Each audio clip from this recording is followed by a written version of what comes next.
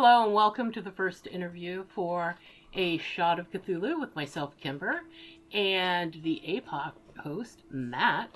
Today we're interviewing Andy Boyd for their game Midnight Muuscadines. Thanks for being Hello. here today, Andy.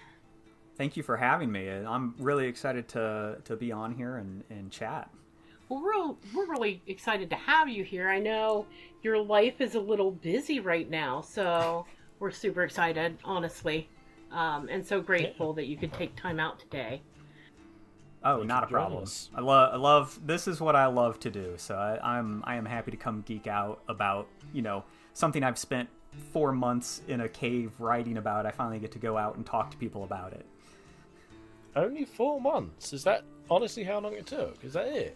That's where it is at currently. So the story behind where this came from was we were challenged on, I believe, Blue Sky by a couple of Drakes, Sean and Navi Drake, and RP of Fari RPGs was hosting a game jam for the Songs and Sagas game, and they pinged me and they were like, we should make a game together and it should be a jam themed game. And I was like, you know what, we're in, let's go. And there was a month left in the game jam, and so the first beta release was created in a month, and it was one of those where I was just using public domain assets and free asset packs from itch.io, and then by the time I went to release it, I was like, no, this is going to be a big game. This is a really cool game. I really like where this is going. And then I reached out to my artist and my editor, and I was like, I need everybody on board. We're doing this thing. And yeah, so then 3 more months, and now we have a campaign. We have a January release version that is out to the public and press and things like that for people to look at and play. So yeah, it's been really fast. That is super exciting. So there's a question. There's a question that gets asked of everybody that is interviewed by a pint of Cthulhu. And that is, if a pint of Cthulhu were a drink, what drink would it be? Say that again. If a pint of Cthulhu was a drink? Yes. Yep. If it was a drink, what drink would it be? Oh, I would say it would be a mixer with the drink chartreuse. Have you guys ever had chartreuse before? I have not. So it is an herbal distilled liqueur, and it is bright green, but it is mint and sage and all of these different herbs, and they're all distilled down. I think there's anise in there as well and a bunch of other things, but it's an herbal drink. And long time ago, a friend of mine used to be absolutely obsessed with it and would make cocktails with it, and you could put it over rocks, right? I think it's the same proof as wine, so it's fortified but nothing crazy. But it's bright green, super bright green. So I'd probably make something with that, or just have it over rocks, because it will put hair on your chest or take it off depending on the application, kind of flavoring to it. It's a very intense flavor. It's very good. So yeah, something with chartreuse. That sounds interesting. Just a bit. Yeah. So Andrew, tell us a bit about yourself. Oh, so obviously my name's Andy Boyd. Let's see. I just went full time with game design in January. Spent 3 years making Pandian games and making games and game design and things like that. But during that time, before that, I'm an IT specialist, so I do systems administration for K-12, higher education, places like that, universities and colleges. And I've worked in Illinois and North Carolina and South Carolina and all sorts of places. But now I was able to finally go full time with writing, which is my passion, writing and game design and storytelling and stuff like that. But I'm originally from Illinois. Moved to North Carolina fresh out of college because we got offered a job to move down there.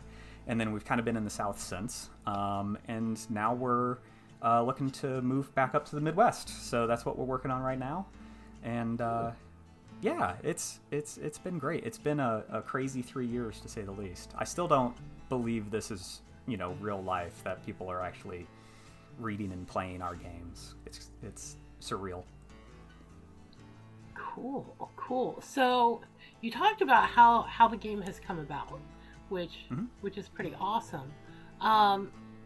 But can you describe like the game itself and some of its core mechanics and how they differ from other TTRPGs? Yeah, so Midnight Muuscadines, the core concept is you exist within the world of a shattered sun. There are beacons of light that illuminate a small patch of the world that's left. And you are marmoteers. You are collectors of the Midnight Muuscadine, which is the last source of magic in the world.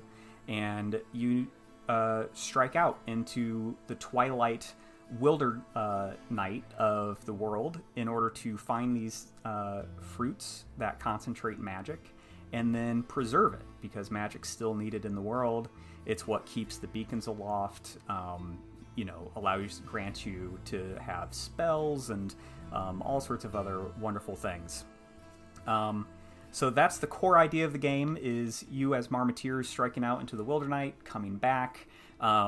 There's festivals and small towns and all sorts of little holidays to celebrate, both within Nim, which is the lit area, and also out in the wilder night. Like, it's a very cozy game that's also has dangers and stuff. As for the core mechanic, so the core resolution really is you have a set of attributes, and those have dice associated with them. So a D4, a D6, an 8-sided die, whatever it ends up being. And then you also have these other things, whether that's an item or your magic or role-playing feats. So you describe something that you do in role-playing, and a die is associated with how impactful that is. And that's called the impact die. And you take your attribute die or your impact die and you roll it together. And you're trying to basically beat a target number called the difficulty rating. And whether that is the difficulty rating of performing an action or having a conflict with an adversary or overcoming a challenge, those all have different difficulty ratings associated with them. But I think what's really cool is that for like adversaries and challenges, instead of having hit points, what we have is what's called the resolve of the challenge or the resolve of an adversary. And it is the number of successes that you need to have rolled to overcome the thing. So, for instance, an adversary might have a difficulty of 8 and then 3 resolve, and so you need to have 3 successes. The cool part is that you can roll multiple successes on a single check. So if you are able to gather enough dice or improve your dice by burning cards and things like that, which we'll get to cards here in a second, you're able to add additional dice to the pool that you're going to roll. And so for something that's a DR8 difficulty, if you roll a 16 or above, it counts as 2 successes. It's multiples of that DR. So it allows you to perform heroic feats and really put together all of your resources into a mighty roll to do something really cool. That's cool. So that's the core. So kind of like exploding dice, but not quite. Yeah, not quite. So instead of like exploding dice is like if you roll a 6, you can roll an additional die. Yeah.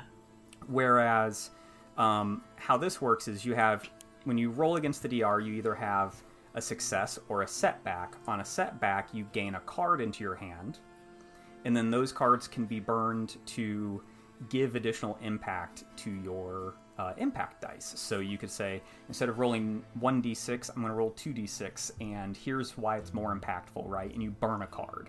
Yeah. And so we reward setbacks by saying, hey, in the future, you're going to have the resources to really succeed, which I love. Okay, so you mentioned a bit, obviously, in how it came about, sort about the theming, but why specifically, though, did you go for jam? Was it just because it was a game jam, or was it for any particular reason? So when I was challenged, the challenge was the Drakes and I wanted to both make a game that had the same theme. Because one of the conversations I had had with them recently was, you can have the exact same idea, and the way that I'll approach it and the way that they'll approach it will be two very different things, right? And so they were like, you know what, it's a game jam, let's do something that's jam themed for fun. And they made this really cool dungeon crawler where you collect ingredients to make jams, and those jams have special effects and stuff like that. And so I went in a direction of it being the core of our magic system. And so everybody carries around not everybody, but the Marmoteers carry around jam jars that are made of crystallized magic. And so when you put ingredients into your jam jar, it becomes magical. And it has all these different narrative effects and things like that. But yeah, that's where the jam itself came from. Nice. Oh. Nice. See, I was going to ask you about your magic system. Oh, yes. So, since we're here, it seems segue. like a good time, right? Yeah. So, for people that are familiar with the kind of games we make very narrative-based games. We try to empower players to influence the narrative. And so, with my magic system, I didn't want to just hand out spells, right? Like, oh, if you have these two ingredients, it equals this spell kind of thing. And so what we did was we have this magic system where you can add up to 4 ingredients to your jam by burning cards of different suits, right? So each ingredient goes into a slot, essentially. You have 4 slots. And in order to determine what the magical effect is of that jam, is you take the description of the first ingredient and you combine it in some way up to the player with the words of the second ingredient that you're adding. And so how the new spell actually functions is totally up to the player. And their narrative effects. The actual dice roll, how powerful the magic is based upon how many ingredients are in it. So it's is it a D6 impact die? Is it D8? So on and so forth. That's the number of ingredients. And that really freed us up to say everything else is narrative. So we don't have to have mechanical rules associated with individual ingredients. We can just say, this creates a fog that obscures vision, right, in a small location.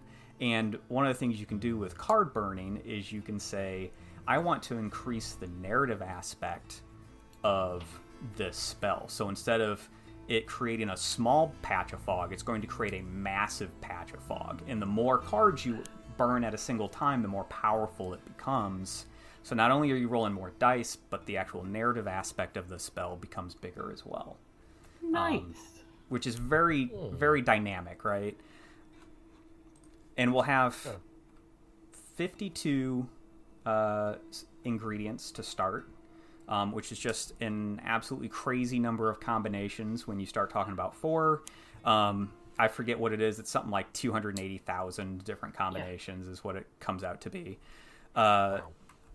But, one of the things that we talk about with our magic system is, and we encourage the GM to help players with this and for other players to help each other with this, is you can take a single word and interpret it in multiple ways. We encourage that. And so one of the things we give is, influences a creature's attitude is one of the things that you can do. So, if they're hostile, maybe they become neutral or friendly, those kind of things. Are there multiple ways to interpret attitude?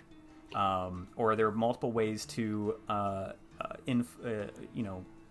talk about seen through lies or illusions or masking, right? And so we talk about all these different ways to interpret the words and encourage players to do so. Well, yes, because attitude's also your position. So you could turn in background turn him backwards and upside down so that he's just Yeah. out of the fight for a minute. Yep. Exactly. That sounds hilarious, honestly. Yeah, right? And the thing is like, I would not have, and that's what I love about this system, that is because I would not have thought about that. If it was like, I am the one that's writing the spell pieces, right? And I'm like, oh, it influences attitude. And they're like, okay, well, they're really high up in the air now. And I'm like, what do you mean? And they're like, it's the height, it's the attitude. And you're like, oh, right. I love that because I couldn't have thought of anything like that. That's just not where my mind goes. So I love it. I love it. So, did this have any major effect on the world building aspect, or was the world building done somewhat separately to this and then added in? Or how did you go about doing that then? So it was a little combination of both. So the world building was this. I had already had a project going. It was just a creative writing project, had no game associated with it. And I was just writing to write in order to basically get over writer's block and, a creative block. And I just keep, Google documents of scratch space ideas. And I had totally forgotten about it. And I was designing this magic system initially, and then I was like, well, what are people going to do? And I was like, oh, let's call them the Marmoteers. And I kind of want it to be cozy. I don't want this to be a dark game. And probably about 2 weeks after designing the main game, I was like, this setting is perfect to use this. And the setting really only had like maybe a page written for it, right? It wasn't a lot. I didn't have like towns and cities and maps, and I didn't have all of that. It was just this idea of, the sun shard beacons, and you had a god that shattered the sun because your ancestors were afraid of the dark, and so they killed the god of night.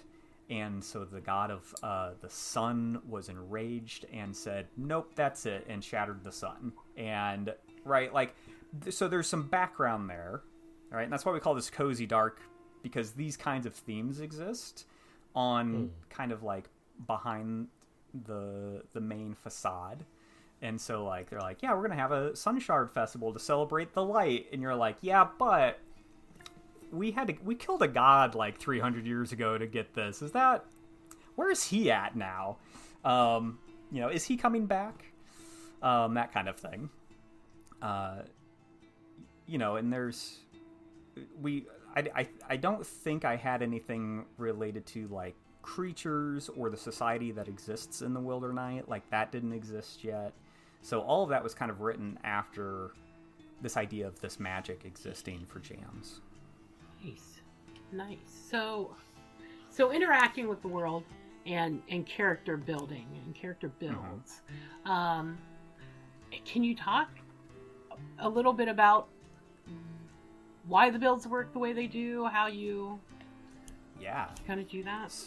So I like people being able to build characters at the table rather quickly, but I also in this game wanted characters to be have a little bit more depth, have a little bit I don't want to say crunch, because this is not a crunchy game, but there are knobs to dial in for people that are interested in being like, oh, can I do things this way, or can I do things that way?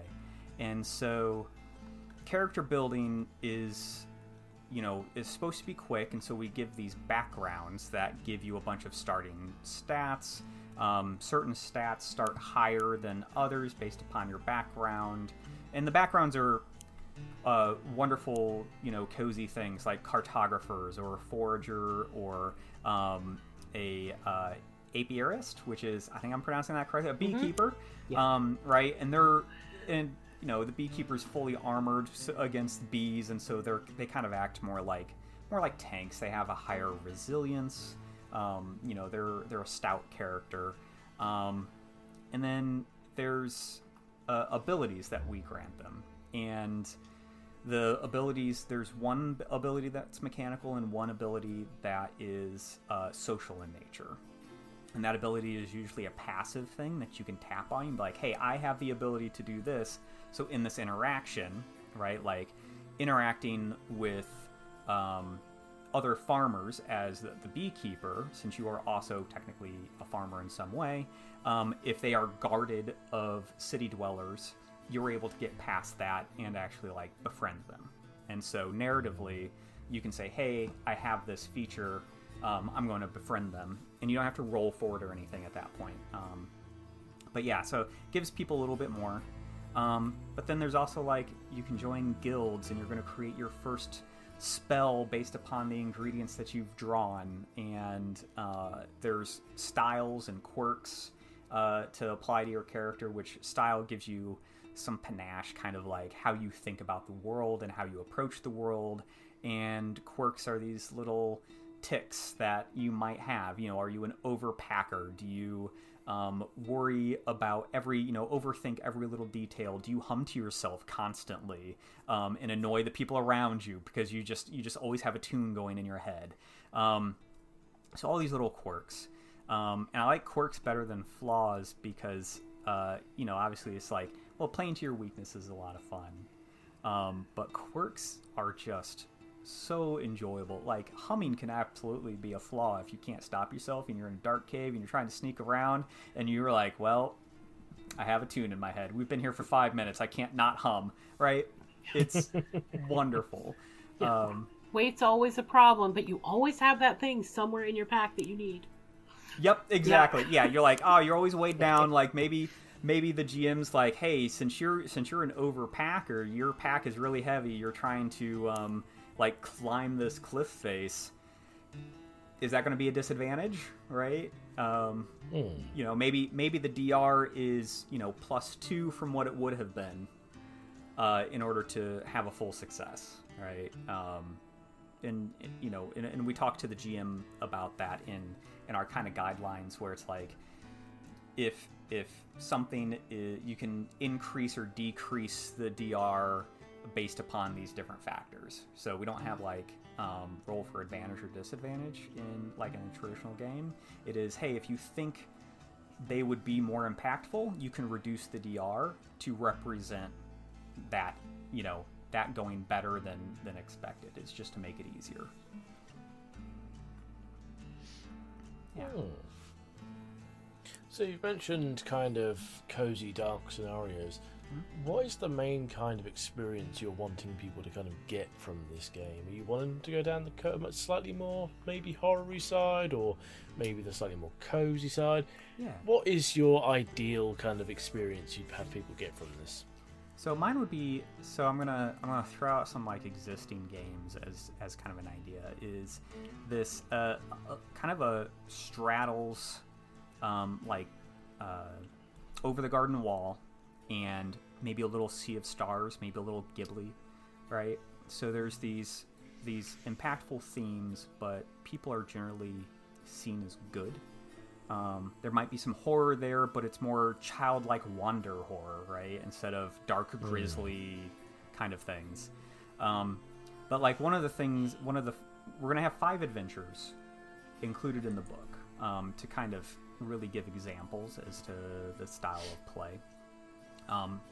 And so one of them takes place in the Wildernite, and you're collecting Midnight Muuscadines, but there's conflicts between there's people trying to find shooting stars that have fallen, and we've got glow bears wandering about, and there's shadows of Tomb, which is the dead god of the night, that are looking for the Midnight Muuscadines as well. And so it is very much a interacting in the dark. You're in a dormant volcano caldera. There's also a witch about who is actually a good person, and it's a traditional, almost like OSR-esque adventure, and that is very much like a key adventure that we're going to have. That's going to be the first thing that a lot of people interact with, and so it's, I would say that's kind of key, is this going out into the Wildernite, having this kind of over the garden wall, dark forest, things prowling kind of vibe. Whereas Nim and this is for people who maybe want a lighter game or a one-shot or things like that. We're going to have a series of mysteries where you can gather clues and you can deduce what the answer is, and it's more free-form kind of gameplay where you're traipsing around and running into villagers, and maybe it's, you're kind of having some silly hijinks going on inside of a town, and there's a festival going on in the background with fireworks shooting up, but you're finding a lost cat and what happened, kind of thing. Like one of the mysteries we have is this small town is preparing for a lantern festival to ward off the twilight, and the lanterns are going missing. And so it's this traipse around this town where there's a bustle, small town bustle of preparing for a festival, and the players get to decide how silly or how dark it gets based upon the events. So we give a list of like 12 events, 12 clues, and when they're presented with an event, they can overcome that event in different ways, role-playing and making their checks, and then at that point they go, okay, well, we discover a clue, they roll on the cute clue table, they get a random clue. And at the end, they get to decide, is this, piecing all these clues together, this is what's going on, this is the answer, and now they get to go role-play and figure out. And so, depending on the table, they might say something that's, it's cozy. Oh, it's, this person that's building a lantern monster for the festival, and they're going around, stealing all the lanterns for this thing. Or maybe it's, a wilder night creature is coming in and doesn't want the festival to happen, so they can't ward off the twilight, right? Both are valid. I hope that answers your question. It straddles the line between both. Yeah. So fair play. I know this is a group tabletop game, but there's also this amazing chapter on solo play. Yes. Which of course is my near and dear to my heart. Absolutely. Yes.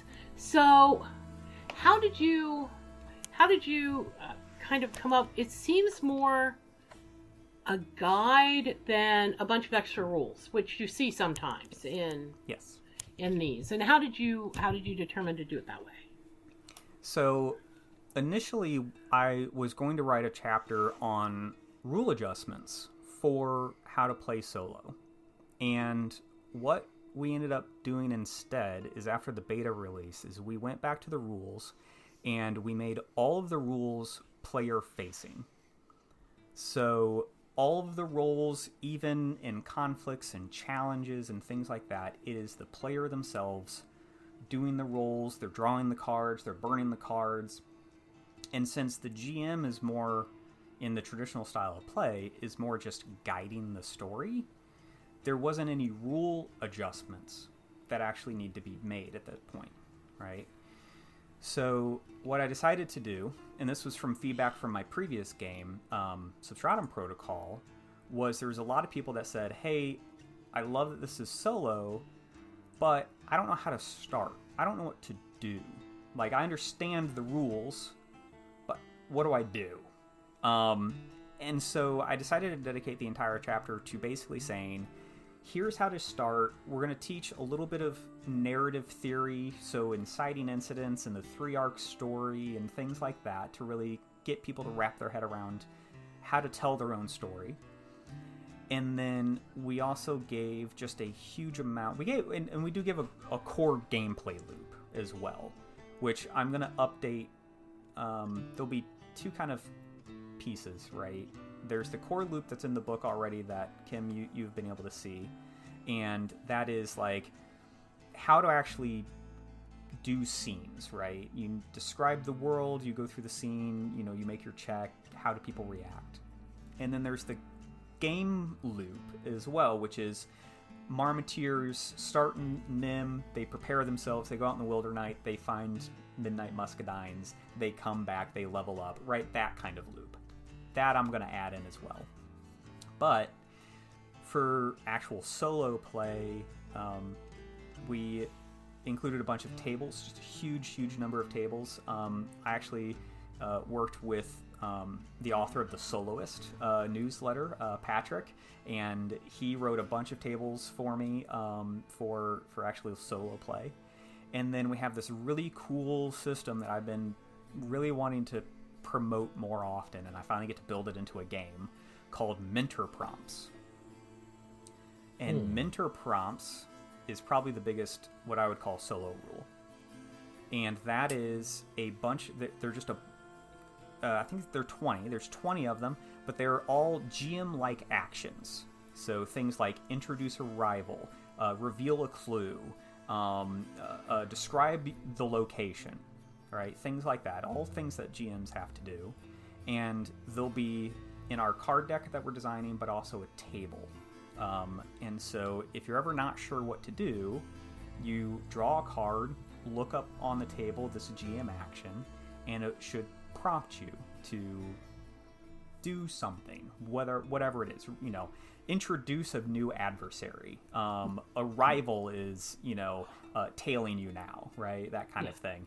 And in the table, we'll give a little short summary of what it means to do that task. But in the solo chapter, we go into quite a bit of detail as to what all of those mean. So that's, like you said, it's more of a guide. But we do provide the tables and the mentor prompts and the two different gameplay loops. I'm actually really excited about it. I was really impressed with all of the solo goodness in this, because a lot of the times you'll ask, oh, is this soloable? Yeah. There are some tables, and you look it up and you're like, oh, well, I'll grab Mythic and we'll see what we can do. Yep, that's it. Yep, yeah. You either grab Mythic, or you're just like, I have a lot of footwork that I have to put into this. Yeah. No. Here, this is going to be one of my recommended starter solo wonderful deals, because there's so much there, and I feel like it's helping people learn the right way to solo, how to use trust their own instincts and their own storytelling to be able to not always rely on Mythic and tables to spark their own imagination. Absolutely. And part of it is in our previous games, whenever I've released a lot of solo games at this point, but they're all beginning, middle, and end kind of storytelling, right? There is a very definite create your character, go through this mystery or adventure, and then there's an end and you describe the end. And I wanted this solo to be much more open-ended. What adventure do you want to do? And so, that was, it took me a long time actually to get over that mental process of like, oh, this needs to be a closed loop. Instead of, we've provided a world where they can go on any number of adventures that they want to go on. How do I provide the tools so they can figure out what that is? That was honestly, it took a lot of time to change my mentality about that. Okay, so with it being both multi and solo, how have you written combat and conflict resolution for this system? How do they differ between the two, if they differ? Yeah, so we are... So Pandian games, usually one of the things that makes our games is that we reduce focus on combat specifically. Normally, and that's why in the game book we actually call it conflict. We call it conflicts and we call it adversaries. And so in this game specifically, because I knew there was going to need to be confrontation with dangerous creatures or dangerous people in this game, especially to make it the dark part, and also for adventures to really be grand in some way. There's got to be this climax usually. But I didn't want to do traditional combat with strategic minis and is there cover and my sword is +2. And so what the conflict exists in here is all adversaries, creatures, folk, whatever it ends up being, has a set of stats. That stat is their difficulty rating, their resolve, and the number of actions they can take when it's their turn. And then they also have abilities. Those abilities usually have a dice rating associated with them, and if they get to take those abilities, that reduces the character's resolve. And the resolve in this case is HP. Interestingly, and this is part of the solo supportiveness, is, and this is where I think some people will, more traditional people that like combat, strategic combat, it'll take a little bit to wrap their head around this, is that when you confront an adversary, you roll your dice, you make your check against them, and on a success, you make a success, you mark that you've, knocked off one of the resolves. Think of it as like a clock, right? You're filling a clock. The resolve is the number of divisions on that clock. So if you have a resolve of 3, you need 3 successes. On a setback, the enemy gets to take their turn, and they get to use a number of actions that's equal to their action stat, and they can take any of their abilities. They can also do roleplay feats. So the GM or the player says, they're not going to use any of their abilities. What they're going to do is they're going to go over here and do this rope and untie the rope, and they're going to let a chandelier fall on the player, right? I think that has a D8 die associated with it. You roll your D8, it now does that amount, right? And the dice goes from D4 to D12. So, even a big heavy chandelier might only be a D12. You're not going to get like D20 plus 8 or 6D. You're not going to have that with adversaries. But what that does mean is if you're not engaging the adversary doesn't get a turn. All right? Because they're responding to you. It's a reaction to you. And really what your role is your role is saying, I have defended against the adversary, and I have taken my action against them, right, at the same time. And on a setback, I did not succeed at overcoming them on this turn. They are taking their action against me, and it won. It won out. Right? So it's kind of the role does both. Interestingly, if the adversary is very difficult, say their DR is really high and you're not able to get it and you're just getting setbacks, players can choose to say, I want to put the adversary at a disadvantage, or I want to strike at their weapon in order to make the die rating of that weapon become worse, so it doesn't impact me as much, it doesn't hurt me as bad in future setbacks. The GM or the individual player sets the DR for that, just like they would for any other check, and they can see if they succeed at that. And so players do have the ability to say, hey, here's somebody that's a DR 18 adversary. I can only roll a maximum of 12 without burning cards. Instead, I'm going to try to put them at a disadvantage. They come up with how they're going to do that. A DR is assigned to it. They make their roll, and then on success, the DR might drop down from an 18 to a 16, right? So now they do that again on their next one. But on a setback, the adversary still takes their turn, right? So there's still that risk there. So that's combat in a nutshell. And it's popcorn turn, since generally the enemies or the adversaries are taking their turns when you take your turn. There's no need of like who's going first or anything like that. The only difference is if the adversary initiates, they do get to take their abilities and actions first, and then it goes back to the players, it being fully player facing. It does sound very much more encouraging of roleplay then. It is. Yes, it is very much. Yeah. And that's really what we want to encourage is, there's still risk. There's still the tension and release of like rolling dice. Oh, am I going to hit? I don't have enough. Okay, I'm going to do the DR. I'm going to burn my 3 cards because I want 2 successes on this one. I want to perform a heroic action. But it's more of, talk. What are you doing? And it can be anything. And all items can technically be used. So if you have, a starlit mirror and you say, hey, I want to use this to, go against this adversary, how do you use it? Just tell me how you use it. How are you using it in order to, mitigate this glow bear attack who's charging up their electrical energy against you? How do you use a starlit mirror? And if you describe that to me, you're like, this is how I'm going to use it, and so they can't, that kind of, yes, you get to use that as your impact die roll, right? And then challenges are similar to conflicts.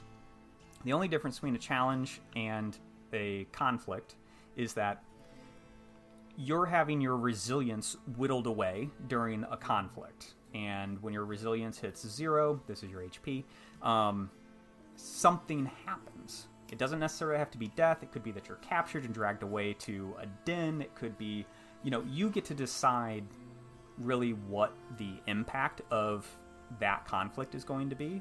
And the same thing with the adversary as well. You can say, we're in this conflict with the adversary. I'm just trying to get them to run away. I'm just trying to get them to, I just want to capture them so I can question them. And it's still, you work down their resolve, and then once their resolve hits 0, or you've hidden their 3 resolve, or whatever it is, that outcome happens. So it's not necessarily just death. The difference with challenges is, you need to get your number of successes before the number of setbacks. So if a challenge has a DR of 8, and a resolve of 3, and so you need 3 successes to ford the river, you need to get 3 successes as you make your way across in some different way, and after each roll you would describe the struggle of making your way across this river. But if you get 3 setbacks before you get those 3 successes, you have failed that challenge, and something catastrophic or something really bad happens. You get caught up in a rock and you start rolling down the river, and you take a waterlogged condition, and your resilience is reduced by half, and you've lost an item, right? Like, those things can compound. And so challenges are the kind of this non-violent, like consequences can still happen, but it's not violence or, defending yourself physically kind of thing. And so the examples we give for challenges is things like, hey, I want to convince this baker to give me a free slice of pie. And they're like, well, okay. And so you would use a role-playing feat or magic or, an item in order to, maybe convince them. But, you can enter into social conflict with a challenge. And the outcome is basically the person arguing against you until you have, not made your point for their resolve, right? You fail 3 times to convince them, and finally they're like, I'm calling the guards, we're kicking you out, you don't get any pie, I don't want to see you here again, right? Like that kind of thing. Or you're granted pie, which is fantastic. But those challenges can be used for anything environmental as well. So, like I said, fording a river, or trying to climb a cliff face, or making your way through a blizzard, all sorts of different stuff like that. It can be challenges. And the nice thing is, for simple checks, right? Like, hey, I want to look around the room and see if I can find X. The resolve's 1. So it's just a check. So it's just a DR of 8 or DR of 10. You just roll it once. If you succeed, great. If you don't, you don't. All right, so you can still do that. And it's all the same mechanic. Nice. Yeah. Okay, so I know there's been playtesting going on, because there always is. So what feedback have you gotten from your playtesters? A lot.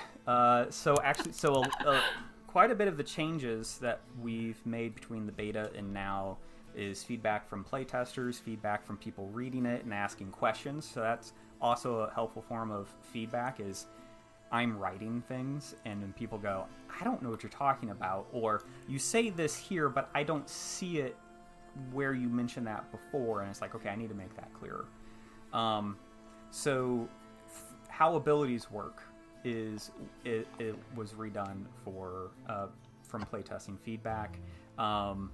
We had feedback from actually my editor, along with several players, where we were originally categorizing ingredients into rarity types, and that didn't make sense because some ingredients were powerful but were of lesser rarity, and it was like, oh my gosh, we were going to have to like figure out how to balance ingredients within rarity types, and it was going to be this huge headache. And so the feedback basically was like, well, you're already having to do a check. Why don't you just let the GM or the player in solo decide how difficult it is to currently look for ingredients, and then just make the ingredient random, rather than, okay, pick an ingredient, it's of this rarity, so it has this DR, and so do you find it or not? Maybe you don't, like, and so then I was able to then create abilities that say, hey, you're actually able to find a specific ingredient, that's your cool ability, or, narratively allow you to find specific ingredients, and there's still a DR associated with it based upon the situation that you're in. So that all came from player feedback. Magic, the jams have gone through like 3 iterations from feedback. Just the different ways, like skunking, we haven't even covered that, but like skunking of jams, where there were questions where people were playing and they're like, so I have unlimited uses, like this isn't, it's a jam jar, I should end eventually, right? And so we implemented the mechanic of skunking. So some enemies or one of your setbacks on a failed roll could be that you have to remove an ingredient from your jam because it skunks out and it becomes bad. And so we put that in there from playtesting feedback. But from a general, hopefully that was your question, but from a general, like, people playing it, people seem to be very excited about it, which just reinvigorates me as well, because I'm like, yes, okay, this is awesome. We just recently released the first adventure, which was written by M. Allen Hall, who does all kinds of really amazing OSR adventures for like Mothership and Liminal Horror and all sorts of great stuff. And so we'll probably start working here soon to get people to do like actual plays of them playing through the adventure, because a lot of plays, play testing has been, here's the rule set, make your adventure, right? Like, go on an adventure with it, right, and see how it works. But to actually give people some mysteries and some pre-written adventures to really like dial in as to what it is, I'm really excited for that. But yeah, all sorts of fun stuff. Now, do you have any fun stories or things that unexpectedly happened while you were playing, or that playtesters have told you stories about? Oh, there we were in the middle of blah blah blah. And oh, I'm trying to think. Yeah.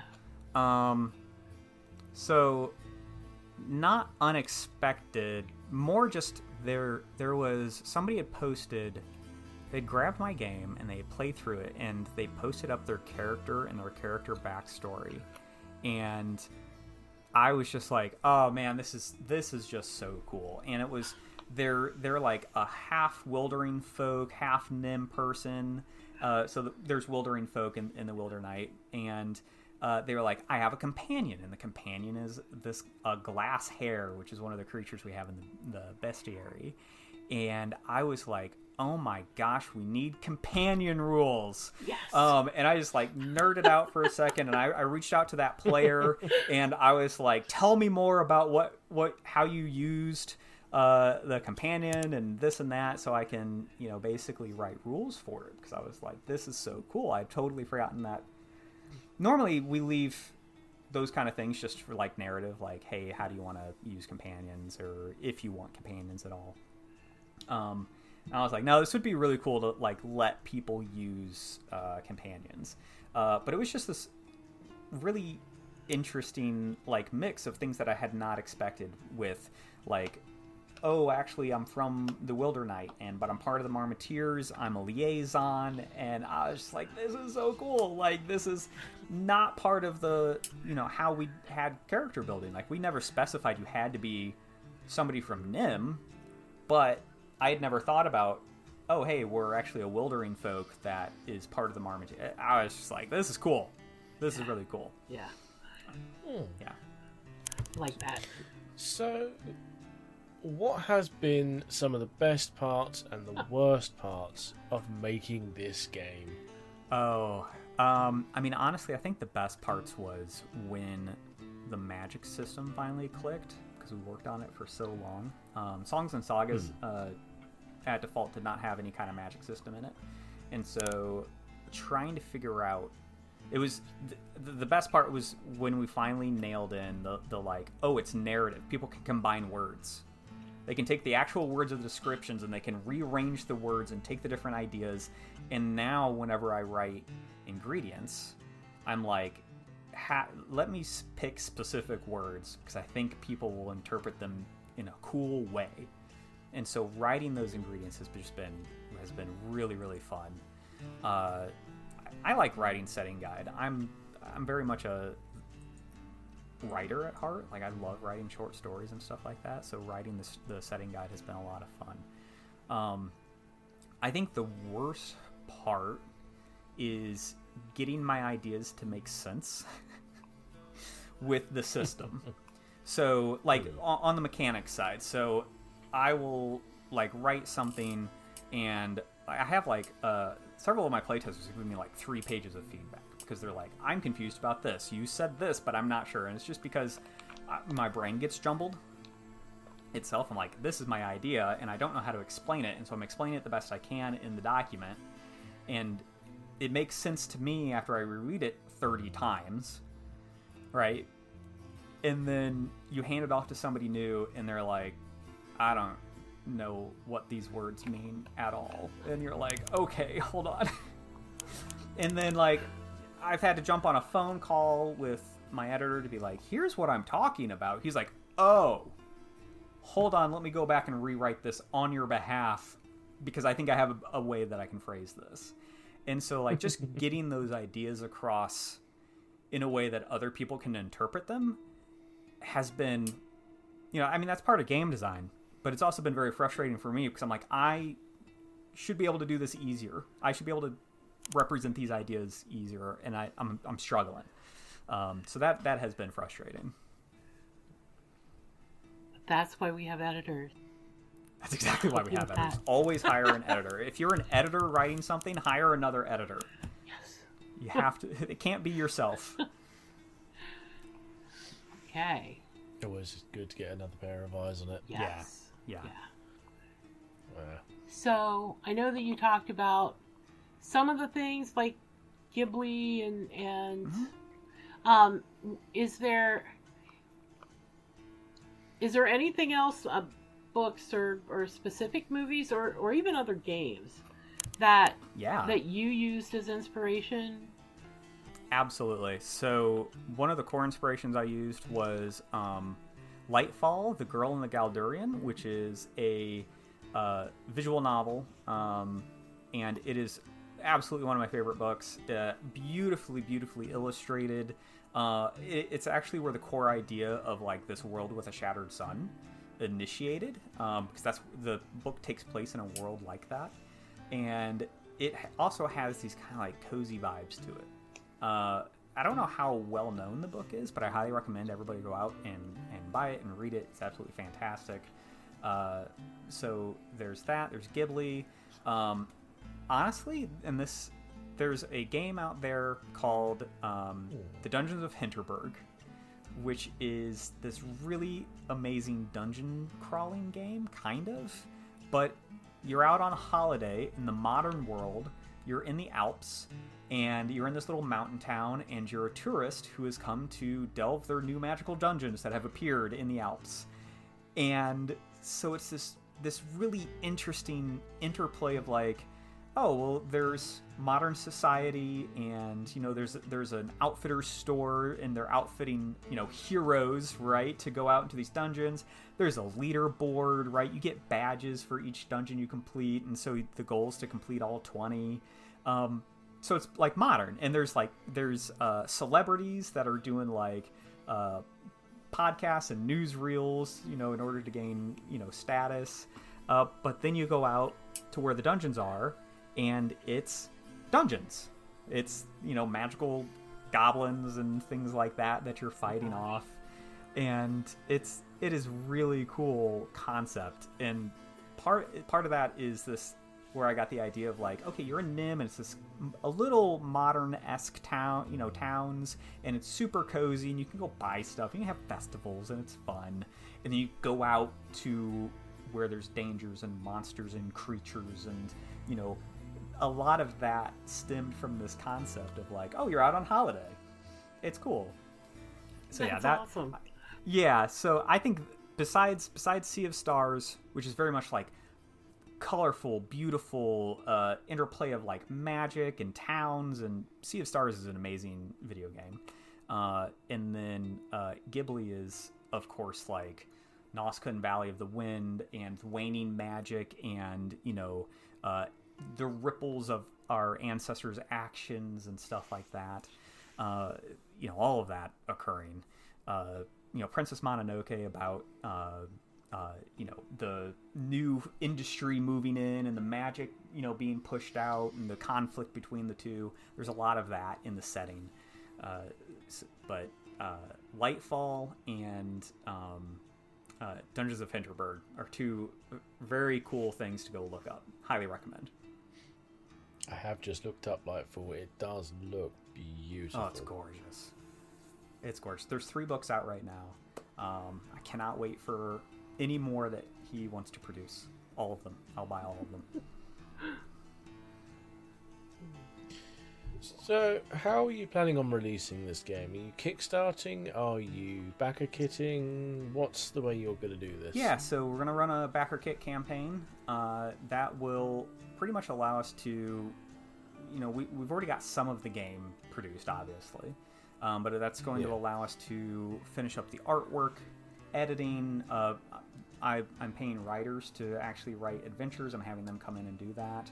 I want to put together, get it to print. I want to put a little box set together with a custom deck of cards and some custom dice. And the custom deck of cards will actually have your solo tables on them. So instead of referencing the book and the tables each time, you can just draw cards. Not only will it say like, it's a 3 of diamonds, it'll say, here's your mentor prompt, here's your encounter, here's this, here's that, here's, all sorts of things. I think we have something like 12 data points that you can reference on there at any given time. So you're like, I need a theme, I need an item, I need, you just draw the card and you look at the thing that you're wanting and it'll be there. So that's what we're doing with the deck of cards. And obviously, in order to produce that, we've got to go off to manufacturing. So backer kit will allow us to do that. And that launches on April 15th. And anybody can go sign up for the page now at pandiangames.com/muscadines or pandiangames.com/backerkit, whichever is easiest for you to spell. Because I know a lot of people don't know what muscadines are. Which are grapes. They're delicious, but they're native to the southeast. So I had no idea what that was until you just said it. Yeah. Oh man, if you ever can get a hold of some muscadine wine or some whole pie made with muscadines, they're not well sold outside of the southeast of the U.S., but they're these big, giant grapes with super, super thick skins. They're usually dark purple with little flecks in them. They remind me of galaxies, which is why I was like, magic. There's magic in them. But what's crazy is their skin is so thick that in order to eat them, you normally just bite onto the skin in order to to bite into just a little bit to make a hole, and then you can essentially suck the grape out because the skins are so thick. They're cool. They're really good too. They're like this sweet, super tart. Anyway, I love muscadine. Awesome. It's awesome. Okay, so going forward, you said that you've got writers working on adventures for the game.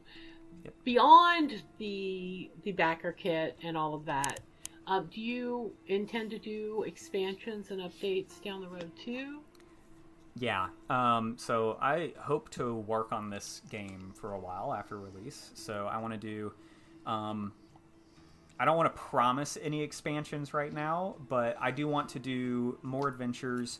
I have a campaign idea actually in the back of my mind that I'm slowly writing notes for. And like one of the expansions I would love to do is like a tea and tinctures, which is taking the idea of magical jams and allowing people to like brew teas and other little potions to have not necessarily magical effects, but take all of these ingredients that we have and use them in different ways, and expand the ingredients list as well at the same time. But there are a bunch of really cool things in the world that I'd love to explore, that I don't think we're going to be able to really do justice and, without expanding the adventures in the game and things like that. Like we have this concept of the tapestry existing underneath the world, and the tapestry is the interconnecting realms. So you have song and dusk, right? It's all going to be related to night and dark and all that fun stuff. But, the world of ghosts and the ether and things like that all exist within this world. And that's separate from harvesting muscadines, but Yeah. it does exist. There might be reasons or ways that you can interact with it, but I would love to explore that more. That sounds a little like Weave World, which is an older novel by Clive Barker. That the world Okay. is a tapestry, and it's all knots and threads, and somebody is messing with it. Oh, And nice. they're Yeah, undoing okay. people and changing things. Yeah. I will have to look into that. So one of the things that inspired it on my side was the old LucasArts game called Loom, which is an old point-and-click adventure game from, I think, 93. I love old adventure That was games. when I was born. Yeah. But Loom is an inspiration for that. Also Riven. So loved spoiler Riven. alert for Riven. But yeah, the Through the Fissure, right? The Starry Expanse. Oh, yeah. Like that is such a cool visual concept for me. So those two inspired the tapestry. I'm gonna look up Weave World though. It seems really cool. It's delightful. Clive Barker. Yeah, sorry, I've got it up. Yeah. So, one of the last things we usually ask is, what advice would you give to any aspiring TTRPG creator out there? Oh. Get it out in the world. I think that's the biggest thing is don't worry about making it perfect, especially your first or second game. I think it's more important to write something you're passionate about and put it up on itch.io, put it out on DTRPG, get people, seeing it and interacting with it. And when you learn more, you can go back to it and update it. That's totally fine. I've updated my games 3 or 4 times, especially my older games. But getting it out there, that act of finishing something and getting it up on whatever storefront you want, I'm a big fan of itch.io because it's just easy and it's wonderful. And talking to people about it and getting people to look at it and play it and review it, and that will get you going and have you learn a lot about TTRPGs in general. Nice. So, where can people find you? So we're pretty much everywhere. So we're Pandian Games on Blue Sky. You can find us at pandiangames.com. That's our store and website. You can find us on pandiangames.itch.io as well for our digital games. And pretty much everywhere is Pandian Games. So Discord is Pandian Games, and Threads, we're also on Threads. And Substack, pandiangames.substack.com for our newsletter. So yeah, you can find us just about everywhere.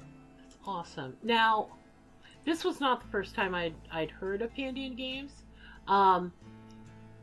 The first time I heard about it was from another creator, James from Crumbling Keep, Marching Order, and he was going on about the year dungeon journal. Oh, the Dungeon Year Journal. Oh, yeah. Yeah. So I kind of wanted to give a shout out to that because that's how I initially heard of your company. Yeah, nice. Okay. So, and that started as a community project. So it was part of Dungeon 23, which is this like build a dungeon one day at a time. And I was like, well, what if we had a journal where you had 365 day entries? And it's still for the digital version's still free everywhere. It's print and use kind of thing. And so we made that and we released it. And then we also were like, well, I'd like to have a physical journal of it. And so we took it to print. And it's still being sold today, and it's not tied to any one year, which was super important, and you can pick it up at any time of the year, and there's 365 check boxes, right? So it's like, okay, well, you don't have to start it on January 1 kind of thing. And then it's also gotten picked up by the solo community, and the solo community is using it to, like, play games and, like, detail their world and do the world building for their game, and I thought that was just so cool. And so that's being picked up a lot for that. And I have a goal this year to update the journal with feedback from solo players, so it can be used for the Dungeon Year and also for solo play. And well, it's already being used for that, but taking in all of that feedback and make it even better for solo players. Yeah, because I mean that's what the people that I've talked to are using it for. They are making giant mega dungeons or mapping their world with it and then playing the heck out of it. Yeah, it's so cool. I love seeing people will post up on like threads and Blue Sky with what their day entries, and it's so cool to see that. I love seeing people create stuff. Too, it's exciting. I just creators amaze me. We are so grateful for them, and we're super grateful for you coming today again because you're so busy. And no, thank you. No, I am so happy to be here. Truly, this has been a lot of fun. I've had a really good time too.